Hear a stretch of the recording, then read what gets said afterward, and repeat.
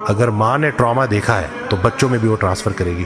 آج کل جو ہے ڈیورس طلاقیں اتنی بڑھ چکی ہیں, کیوں بڑھ رہی ہیں؟ اور بچوں کے لیے سب سے زیادہ ضروری ہے مسکراتی صحت مند ماں.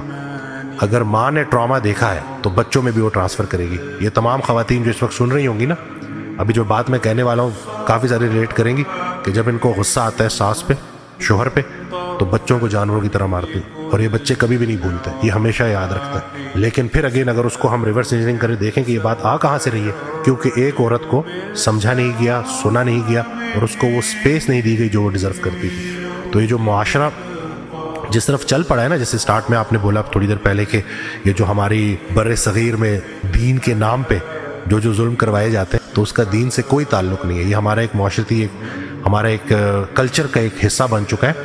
تو اس لیے ان چیزوں کو اب بدلنا ہوگا, اور آج کی پوڈ کاسٹ کا مقصد بھی یہی ہے کہ لوگوں میں اویئرنیس آئے کہ کہاں کس کو کتنی جگہ دینی ہے, یہ چیزیں پتہ چلیں.